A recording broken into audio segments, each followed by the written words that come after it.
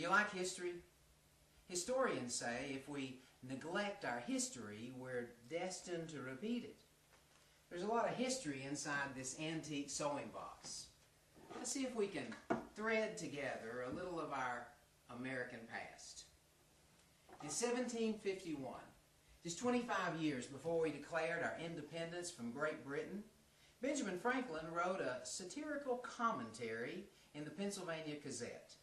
He suggested that since the British were so fond of sending convicted felons to the colonies, maybe we should send them a gift of rattlesnakes. This black thread reminds me of the dark realities of this time in our American past. 3 years later, in 1754, Franklin created what became known as our first political cartoon. It was a snake divided into sections. The sections represented our colonies, and beneath the drawing were the words "join or die." It played upon the common superstition that a snake that had been cut into pieces could come back to life if joined together before sunset. The cartoon was meant to encourage the colonies to work together during the French and Indian War. The cartoon reminds me of the wit and wisdom of the American people that is just as strong today. In March of 1770, just 6 years before we declared our independence from Great Britain, the British colonists were suffering under the weight of heavy taxes without a voice in the British government. Later, the phrase "taxation without representation" became popular. In Boston, a small mob provoked a group of British soldiers to fire upon a crowd. 5 died as a result.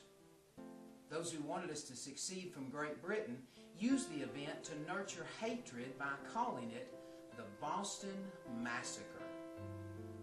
This red thread reminds me of the blood that has been shed so that you and I can remain free. In 1773, the British colonists rebelled against taxation without representation by throwing crates of tea off British ships into the Boston harbor. The Boston Tea Party, as it became known, symbolized that the colonists refused to be tread upon.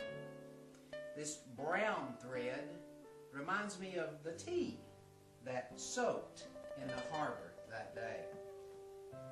Now, this yellow thread reminds me of the American spirit. The American spirit as evidenced in some of our earliest flags. For example, the Gadsden flag, with the popular rattlesnake and the words "Don't tread on me." These early flags show our history in many ways. For example, the snake has 13 rattles representing our first 13 colonies. This blue thread reminds me of the British royalty, also known as the Blue Bloods. Our first national flag was a combination of the British Union Jack and 13 stripes representing our first 13 colonies. The flag is called the Grand Union. Legend says that in June of 1776, just a few short days before we declared our independence from Great Britain, George Washington, George Ross, and Robert Morris met in a Philadelphia upholstery shop to discuss a flag for our new land. George Washington suggested a 6-pointed star because he believed the 5-pointed star would be too difficult for the seamstresses to make. Without a word, the seamstress removed a piece of paper from her box. She carefully folded the paper and made a single cut.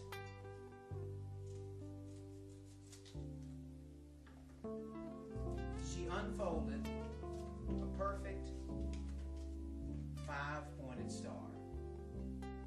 And that's how it all began, according to Betsy Ross.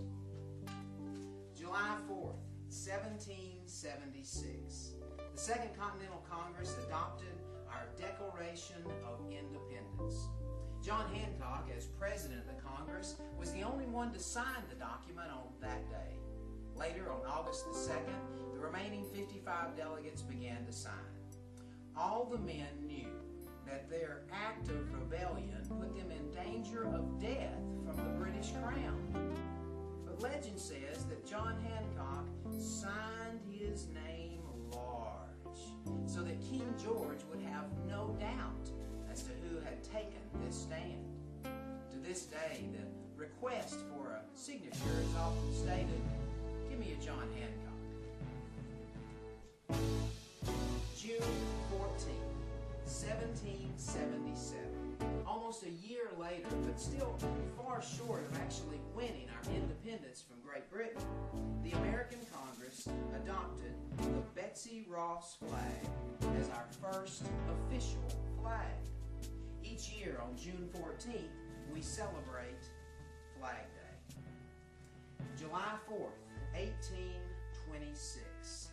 The last two remaining signers of our Declaration of Independence died. Both Thomas Jefferson and John Adams were two of the most prominent founders of our new land. Both served as President of the United States. Ironically, both died exactly 50 years after the birth of our new nation.